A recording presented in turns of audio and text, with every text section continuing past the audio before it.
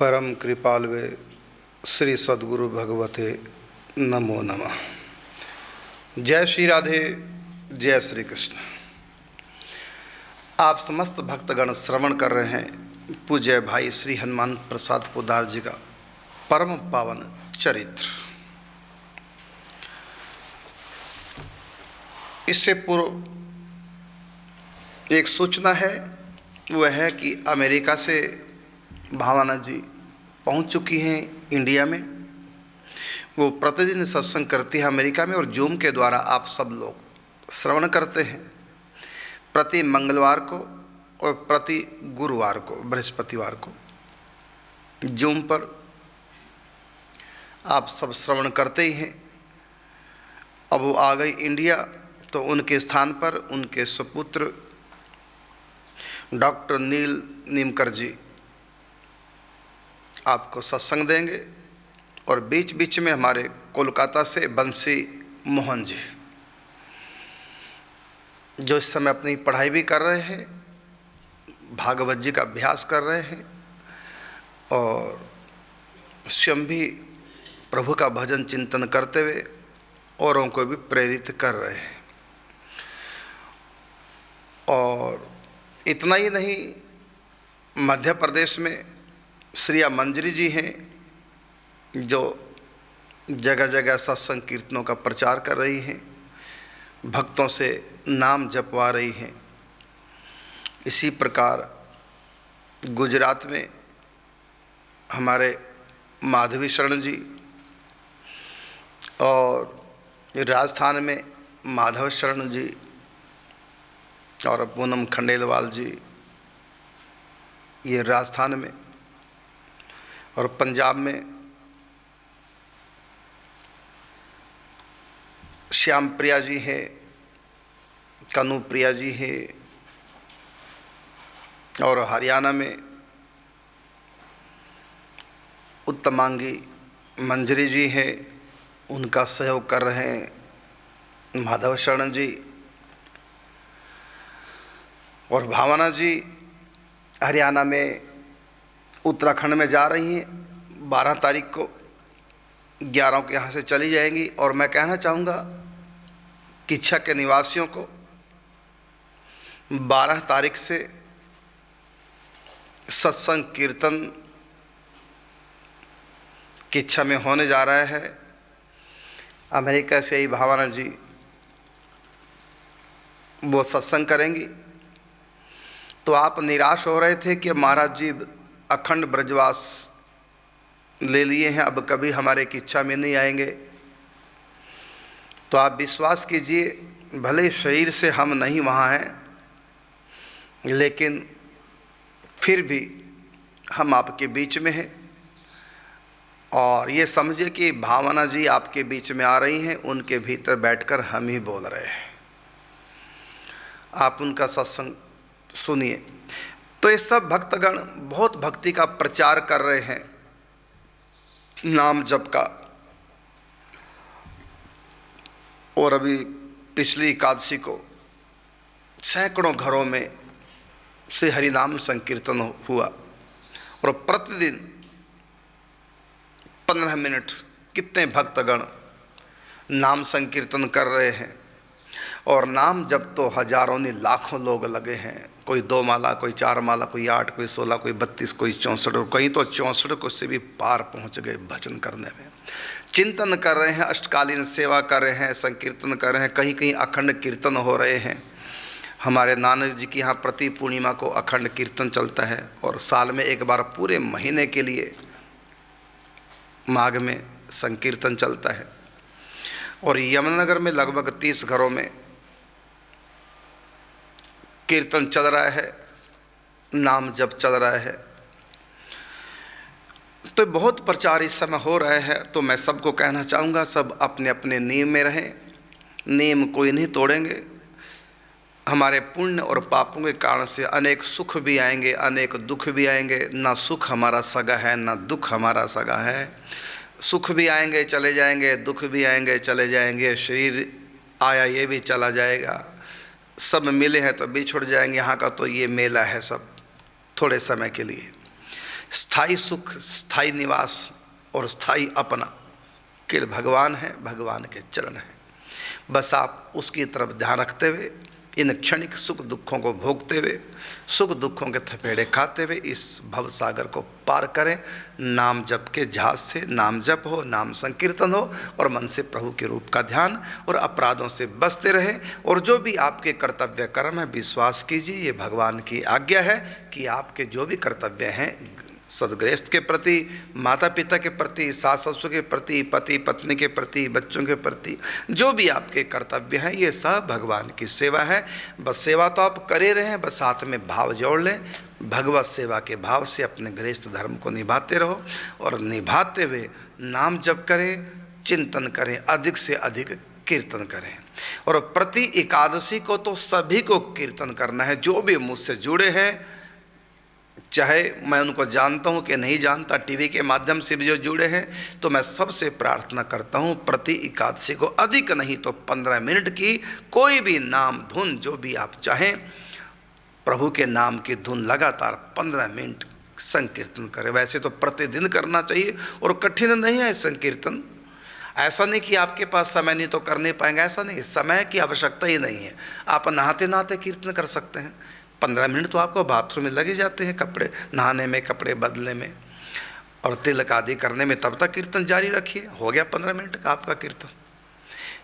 और इसी प्रकार माताएं भी भोजन बनाते बनाते कीर्तन करें, बर्तन मांजते मांजते कीर्तन करें, झाड़ू लगाते हुए कीर्तन करें, कपड़े धोते हुए कीर्तन करें। 15 मिनट का समय तो निकालना प्रतिदिन, कोई ज़्यादा नहीं है। यदि आप अपना भला चाहते हैं, यदि आपको अपने ऊपर दया आती है, यदि आप अपने आप को दुखों से छुड़ाना चाहते हैं जन्म मरण के चक्कर से, यदि आप परम सुख परमात्मा को चाहते हैं, वो सुख चाहते हैं, तो आपको कम से कम 15 मिनट का प्रतिदिन कीर्तन करना है। और जो बाकी समय है तो नाम जप करते अपने घर गृहस्थी के काम कीजिए। मतलब ऐसा नहीं कि आप फंसे हैं तो आप निकल नहीं पाएंगे माया से, आप गृहस्थ हैं, ऐसा नहीं।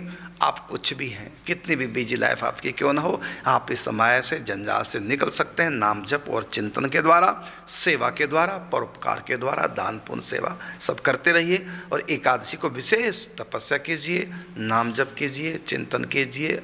अखंड कीर्तन करो तो अखंड कीर्तन कर सकते हैं। 24 घंटे कीजिए, 12 घंटे का कीजिए, 6 घंटे का कीजिए, 3 घंटे का कीजिए, 1 घंटे का कीजिए, नहीं तो 15 मिनट का तो कीजिए। इस प्रकार आप सब नाम जप चिंतन में लगे और आप बहुत बड़ा काम कर रहे हैं। और जो आपने काम किए हैं ना, वो काम तो बस जब तक शरीर है तभी तक काम किया, उसके बाद तो बेकाम हो जाएंगे। आपने सुंदर मकान बनाया, जब तक शरीर है तब तक ये मकान आपका है। जो है शरीर छूटा, आप कभी दोबारा आ ही नहीं पाएंगे, टेम्परेरी है सब। आपके बच्चे अच्छी योग्य संतान है, ठीक है, लेकिन जब तक शरीर तब तक वो आपके हैं। जो है शरीर छूटा, ना आप उनके रहेंगे ना वो आपके। यहाँ सब कुछ टेम्परेरी है, इसलिए यहाँ सुख दुख के बारे में ज़्यादा सोचना नहीं। बस इन दुख सुखों के फेर में फंस करके अपने मन को फंसा करके भगवान से दूर मत होइए। सच्चा सुख भगवान है, इसलिए कहा कुछ और जहाँ में मिले ना मिले, लेकिन भगवान तुम्हारा प्यार मिले। भगवत प्रेम प्राप्ति यही हमारा लक्ष्य है, संसार लक्ष्य नहीं। जो हमारा लक्ष्य है ही नहीं, वो मिले चाहे ना मिले क्या फ़र्क पड़ता है। जैसे यहाँ से हरिद्वार जाएंगे तो रास्ते में सहारनपुर पड़ेगा, रास्ते में दिल्ली पड़ेगा, ठीक है, आएंगे और फिर छोड़ के हम आगे निकल जाएंगे। दिल्ली आ गया तो क्या है, हमारा कोई मंजिल थोड़ी दिल्ली है, इसलिए हम दिल्ली को भी कहेंगे हट पीछे, हम आगे गए हरिद्वार की तरफ। तो ठीक है, दिल्ली आएगा, सहारनपुर आएगा, न जाने कौन क्या क्या चीज़ें रास्ते में आएंगे, लेकिन आना ना आना कोई फ़र्क नहीं पड़ता, क्योंकि दिल्ली आया और चल पीछे, सहारनपुर आया चल पीछे, क्योंकि जाना तो यहाँ से हरिद्वार। तो इसी प्रकार संसार, हम भगवान की तरफ बढ़ रहे हैं, भगवान हमारी मंजिल है। रास्ते में न जाने क्या क्या सुख आएंगे, क्या क्या दुख आएंगे, इनमें उलझो मत, इनको को हट पीछे, मन के अंदर घुसने मत दो, न सुख को न दुख को, बस अपने काम में लगे रहो और अंत में जीत जाएंगे। तो आप कीर्तन करते रहिए। और मैं टाइम बताना चाहूँगा, जूम पर प्रति मंगलवार को सत्संग, USA का टाइम है रात्रि 9:15 बजे और इंडिया का टाइम है मॉर्निंग में 6:15 बजे। और थर्सडे को, गुरुवार को, बृहस्पतिवार को USA का समय है रात्रि सुबह का, USA का समय है सुबह का 11:15 बजे और इंडिया का समय है रात्रि 8:15 बजे। ये बृहस्पतिवार का समय। एक बार फिर सुनेंगे। प्रति मंगलवार को यूएसए का समय है रात्रि 8:45 बजे और इंडिया में समय रहेगा उस समय मॉर्निंग का 6:15 बजे, जूम पर जो सत्संग होता। और बृहस्पतिवार को जो सत्संग होगा तो यूएसए का समय है 11:15 बजे और इंडिया का समय है ये 11:15 बजे सुबह का समय यूएसए का, बृहस्पति का, और इंडिया में समय रहेगा रात्रि 8:15 बजे। और इस समय भावना जी आ गई हैं, जूम पर वो नहीं करेंगी तो डॉक्टर नील नीमकर जी इनके सुपुत्र हैं और ये करेंगे। और साथ में बीच बीच में बंसी मोहन जी है कोलकाता से, वो भी आपको प्रवचन सत्संग देंगे और आप सब सुने, अधिक से अधिक लोग जुड़े। और मैं नंबर बताना चाहूँगा, मुझको नंबर देंगे लिख करके, माधवी शरण जी का नंबर दो और श्याम प्रिया का। मैं आपको 2 नंबर दे रहा हूँ, जो भी जूम पर जुड़ करके सत्संग का लाभ लेना चाहें तो आप जुड़ सकते हैं। मैं आपको अभी नंबर दे रहा हूँ, तब तक आप पेन ले आए, कॉपी ले आए। और मैं बताना चाहूँगा, ऐसा नहीं सोचना कि हम तो महाराज जी का सत्संग सुनते हैं, हमें किसी और का सत्संग सुनने की क्या आवश्यकता है। लेकिन मैं बता रहा हूँ, हमारे श्री भावना जी के जो सुपुत्र हैं ना, श्री नीलमणि नीमकर जी, इनको साधारण मत समझो। ये इस जन्म के नहीं, ये कई जन्मों के संत हैं। अमेरिका में जन्मे हैं, वहीं पढ़े हैं, वहीं डॉक्टर हैं और आप कैंसर के स्पेशलिस्ट हैं। और जितना भी आप कमा रहे हैं सारा संत सेवा में लगा रहे हैं और आप विवाह तक नहीं कर रहे हैं कि जो भी मैं कमाऊंगा, कैंसर का डॉक्टर है अमेरिका में, जो भी कमाऊंगा सब राधा कृष्ण परिवार सेवा ट्रस्ट संतों की सेवा में, शादी भी नहीं कर रहे। कई जन्मों के संत हैं, स्वभाव से भी संत हैं, प्रभाव से भी संत हैं, वाणी से भी संत हैं, मन से भी संत हैं। जितना ही इनका मैंने धैर्य देखा, कोई साधारण बात नहीं है। विल पावर मैंने उत्तमांगी दासी की देखी, गजब की विल पावर है उनकी। और धैर्य मैंने देखा जो बड़े बड़े संतों में हुआ करता है। प्रत्येक प्रतिकूल परिस्थिति में मैंने उनका धैर्य देखा, गजब का है। और कैसे प्रतिकूल परिस्थितियों में अपने मन का बैलेंस आप बना के रखते हैं, ये केवल संतों में गुण होता है, लेकिन ये गुण मैंने उनमें देखा। तो हमारे नीलमणि नीमकर डॉक्टर साहब हैं, तो ये साधारण नहीं है, महापुरुष हैं, संत हैं और इस जन्म के नहीं कई जन्मों के संत हैं। तो इनका आप सत्संग सुनेंगे। तो जो भी इनसे जूम पर जुड़ना चाहेंगे तो आपने कापी पेन संभाल लिया होगा। तो मैं 2 नंबर बता रहा हूँ, एक नंबर है माधवी शरण जी का, एक है श्याम प्रिया का। तो महिला करेंगे श्याम प्रिया को फोन और पुरुष करेंगे माधवी शरण जी को। माधवी शरण जी अपने बड़ौदा गुजरात से हैं और श्याम प्रिया जी लुधियाना पंजाब से। तो माधवी शरण जी पुरुषों के लिए नोट कर लें, जो भी जूम पर प्रतिदिन साप्ताहिक 2 बार सप्ताह में सत्संग सुनना चाहते हैं जूम पर, तो वो पुरुषों के लिए नंबर है माधवी शरण जी का 83-200 और 45-277। फिर सुनेंगे, पुरुष 83-200 45-277, ये है पुरुषों के लिए नंबर। 8320045277। अब महिलाओं के लिए, जो महिलाएं जूम पर जुड़ना चाहती हैं, मैं नंबर दे रहा हूं। श्याम प्रिया जी हैं लुधियाना से, ये आपको बताएंगे कैसे जुड़ना है सत्संग से। तो श्याम प्रिया जी इनका नंबर है, ये महिलाओं के लिए केवल 94-631 85-032। फिर सुनेंगे 94-631 85-032। 9463185032। तो इन नंबरों पे संपर्क करके आप जूम से जुड़ सकते हैं। प्रति मंगलवार को, मैं अब केवल इंडिया का टाइम बता रहा हूँ, प्रति मंगलवार को मॉर्निंग में 6:15 बजे और बृहस्पतिवार को रात्रि 8:15 बजे। किस प्रकार जुड़ेंगे वो आपको बता देंगे। पुरुषों के लिए मैंने माधवी शरण जी का नंबर दिया और महिलाओं के लिए श्याम प्रिया जी का। और जो भी प्रति एकादशी को कीर्तन करना चाहेंगे तो इनसे आप संपर्क कर लें, इन दोनों नामों से। और कुछ ऐसे ग्रुप बना रखे हैं नाम जप वालों के लिए और चिंतन करने वालों के लिए अलग। जो भी चिंतन में डूबना चाहें उनके लिए अलग ग्रुप है, और जो नाम जप करना चाहते हैं, नाम में अपनी लगन आगे नाम जप में बढ़ाना चाहते हैं, तो उनके उत्साह का वर्धन करने के लिए अखंड हरि नाम जप नाम का ग्रुप है। और जो चिंतन में डूबना चाहते हैं उनके लिए लीला चिंतन का ग्रुप है। तो इन्हीं दोनों नंबरों से संपर्क करके आप व्हाट्सएप के उन ग्रुपों से जुड़ सकते हैं। उसमें प्रतिदिन नाम जप के बारे में, चिंतन के बारे में कुछ ना कुछ ग्रुप में भेजा जाता है। और मेरा विश्वास है जो भी इन दो ग्रुपों से जुड़ेंगे उनको बहुत कुछ सीखने को मिलेगा और नाम जप में उनकी बहुत लगन लग जाएगी। और मैं साथ में कहना भी चाहूँगा, जो माधवी शरण जी से और श्याम प्रिया से, इन ग्रुपों में जो आप डाल रहे हैं बहुत अच्छा है, लोगों की बहुत लगन लग रही है। लेकिन मैं कहना चाहूँगा कि प्रारंभ में जो डाले उनको फिर रिपीट एक बार कर दो, क्योंकि नए लोग बहुत जुड़े हैं। और मैं चाहता हूँ कि जो शुरुआत में आप लोगों ने डाले हैं जो भी, तो उनको एक बार फिर डाल लें, क्योंकि बहुत अच्छे हैं। मेरा मन करता है कि पूरे वैष्णव जगत में उनका प्रचार होना चाहिए जो सब नाम जप में डूबे। तो मैं कहता हूँ कि यदि कोई इन दो ग्रुपों से जुड़ गया, मुर्दा भी जुड़ गया, तो वो भी राम राम जप करने लग जाएगा।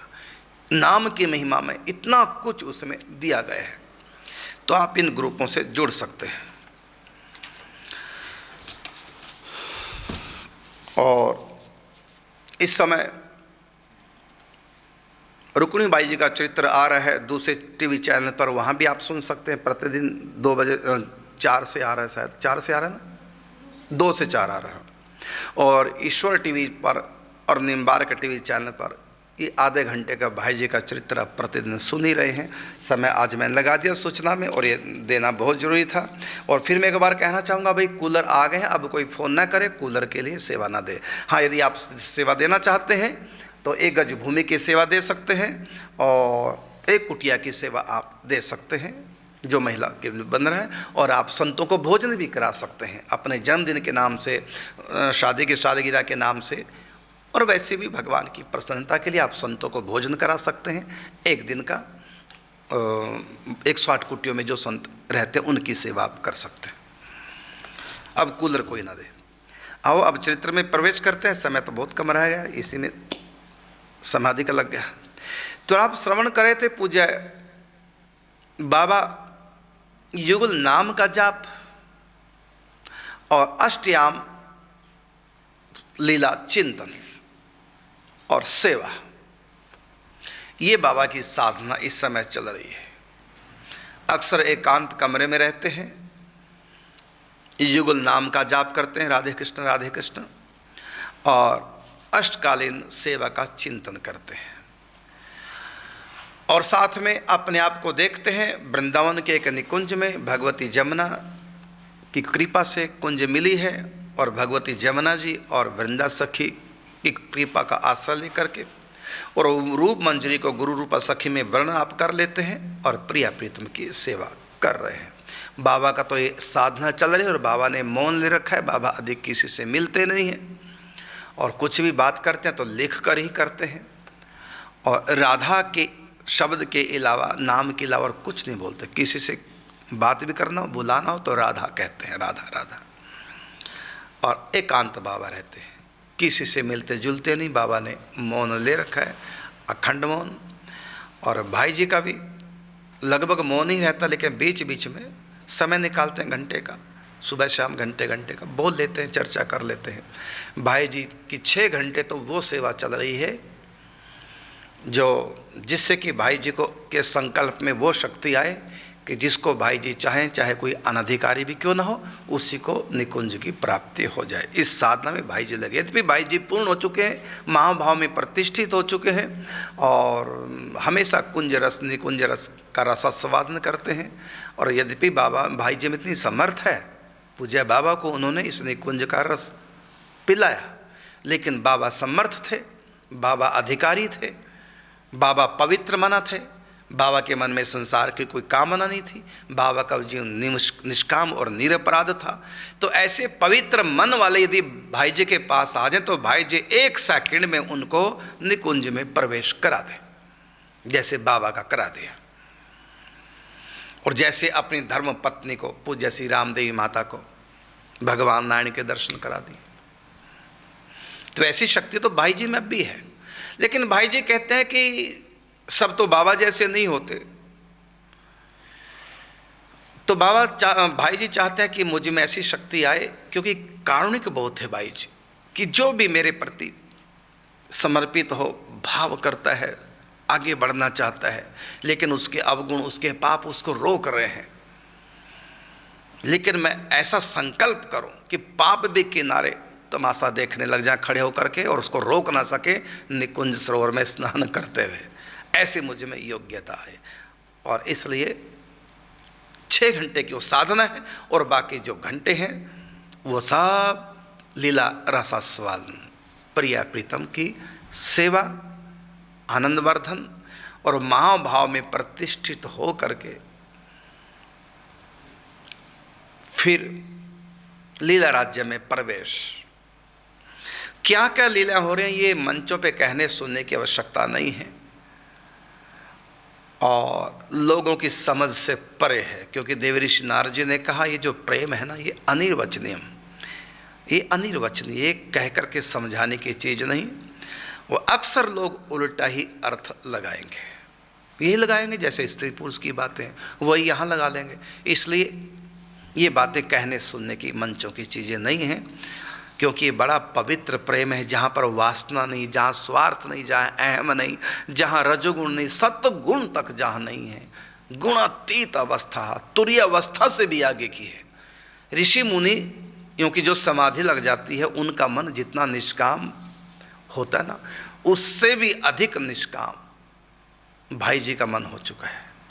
यहाँ तक कि जो मुक्त अवस्था को प्राप्त हो चुके हैं, उनका मन जितना निर्मल है, इससे भी अधिक निर्मल भाई जी का मन है, क्योंकि उनका निष्काम तो मन हो चुका है, निष्पाप तो हो चुका है ऋषि मुनियों का मन, लेकिन उनके मन में एक कामना तो है, ये क्या, अपना उद्धार की कामना।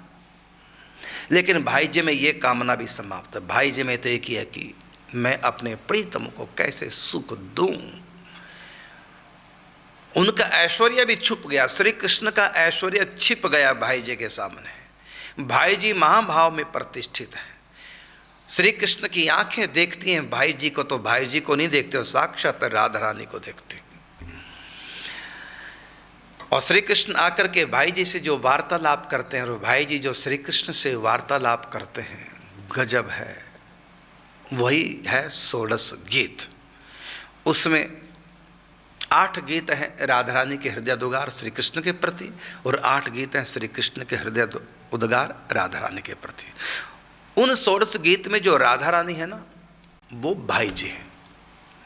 माने श्री कृष्ण भाई जी से कह रहे हैं, भाई जी से मैं महाभाव में प्रतिष्ठित है, मैं राधा हूँ, इस भाव में प्रतिष्ठित है। तो ठाकुर जी भाई जी को और भाई जी ठाकुर जी को, मतलब राधा कृष्ण को, कृष्ण राधा को, क्योंकि भाई जी राधा रूप में लीन हो चुके। एक बार बाबा ने बताया था कि आज से कोई 1.5 साल पहले एक पत्र मेरे पास आया। वो पत्र जिस संत ने लिखा, उस संत को भी एक संत ने, जो लगभग 400-500 साल पहले हुए हैं, वो संत जिस समय दिल्ली में अकबर का शासन था, उस समय के संत, और अभी कुछ समय पहले वो किसी संत के पास आए। उस संत ने उस 500 साल पुराने संत से कहा कि सेठ श्री जयदयाल गोविंदकर जी और भाई जी के बारे में आपका क्या कहना है। क्योंकि संतों की चर्चा चल रही थी। उस समय उस 500 साल पुराने संत ने उस संत को कहा कि भाई जी का सूक्ष्म शरीर इस समय प्रिया जी के रूप में परिवर्तित हो गया, परिणित हो चुका है। केवल बाहर का ढांचा शरीर का, जो शरीर छोड़ने के बाद में जो मुर्दा शरीर बचता है उसको ढांचा कहते हैं। केवल भाई जी का बाहर का ढांचा ही रह गया बस, भीतर सूक्ष्म शरीर, कारण शरीर, आत्मा सब महाभाव में प्रतिष्ठित होगी, राधा रानी के रूप में प्रतिष्ठित होगी। मैं राधा हूँ इस भाव में प्रतिष्ठित होगी। जैसे आप सब लोग, किसी को लगता है मैं स्त्री हूँ, मैं पुरुष हूँ, है ना, मैं अमीर हूँ, मैं गरीब हूँ, मैं रोगी हूँ, मैं तंदुरुस्त हूँ, मैं बच्चा हूँ, मैं जवान हूँ, ये जो भाव आपके हैं शरीर को लेकर के, ऐसे इस शरीर में रहकर भाई जी का ये भाव होगा कि मैं राधा हूँ। और इस भाव से बिल्कुल भी एक क्षण के लिए भी विचलित नहीं होते, और इस भाव से भावित होकर ही भाई जी गीता प्रेस गोरखपुर का कल्याण का संपादन कार्य कर रहे हैं। अनेक अनुकूल प्रतिकूल परिस्थितियां आती हैं, अनेक शरीर पे रोग भी आते हैं, उनको सबको झेलते हुए भी भाई जी इस भाव से कभी भी विचलित नहीं होते कि मैं राधा हूं। ये उस संत ने बताया, और उसने लिख करके वो बातें संत ने, 500 साल पुराने संत ने लिख कर, माने वो बातें जो बताई वो उस संत ने लिखी और उस संत ने बाबा को दी। बाबा ने अपने खास श्रद्धालुओं के सामने बात रखी कि विश्वास तो मेरा भी नहीं हो रहा है इस बात में, क्योंकि श्री कृष्ण ने क्या कहा था कि इस समय मैं ही उनके स्थान पर हूँ, मुझ में भाई जी में कोई अंतर नहीं, भाई जी मेरा ही रूप है। लेकिन ये संत कहते हैं भाई जी इस समय राधा रानी है। एक बार तो विश्वास हुआ नहीं, क्योंकि ये बात तो श्री कृष्ण ने कभी मुझको नहीं बताई। हर बार ये कहते हैं कि भाई जी के रूप में मैं ही हूँ, मैं ही हूँ, लेकिन आज नई बात पता चला ही कि भाई जी तो है ही नहीं, भाई जी के स्थान पर श्री जी। मतलब भाई जी की आत्मा कब से श्री छोड़ के मानो चली गई, लीला में प्रवेश कर गई, और उनके स्थान पर स्वयं राधा रानी प्रकट हो गई। और राधा रानी जहाँ है तो वहाँ श्री कृष्ण भी आ गए। अब तक श्री कृष्ण यही बताते थे मैं हूँ उनके भीतर, मैं हूँ, लेकिन आज पत्र के द्वारा पता चला, एक संत ने बताया कि मुझको 500 साल पुराने संत ने मुझको बताया कि भाई जी का शरीर, सूक्ष्म शरीर प्रिया जी के रूप में परिणित हो चुका है। तो पूज्य श्री राधे बाबा ने कभी ये बात पढ़ी नहीं कि ऐसा भी हो सकता है, जीव भी राधा भाव को प्राप्त हो सकता है। राधा है तो राधा रानी है, कोई व्यक्ति कैसे राधा रानी बन जाएगा, नहीं समझ पाए। स्वयं बाबा ने लिखा, कहा है, लिख कर दिया, क्योंकि बाबा का है मौन, मुख से तो कुछ बोल नहीं पाते, बाबा लिख करके दे रहे हैं। गंभीर चंद दुजारी जी से, चिमिलाल गोस्वामी जी से, इन सब भक्तों से जो नज़दीकी सेवक है उनसे लिख करके दे रहे हैं स्लेट पर। उन्होंने उतारा उसको, और ये और कहा कि किसी को बताना नहीं। भाई जी इस समय साक्षात राधा रानी उनके भीतर है, जो भी लीला चल रही है। अब तुम कहोगे कि भाई जी तो चिंता करते देखे जाते हैं, और जब रोग उनको तो कर्राते भी हैं, रोग में चिंता करते भी देखा जाता है, भाई जी को गुस्सा भी आ जाता है। अब ये जो तुम बातें सोच रहे हो ना, तो भाई जी को तो बिना चश्मे के पढ़ा भी नहीं जाता। यदि वो राधा रानी है तो राधा रानी तो बिना चश्मे के पढ़ सकती हैं। तो भाई जी के पास चश्मा ना, तो पूछते भैया चश्मा कहाँ, ये पत्र पढ़ा नहीं जा रहा है।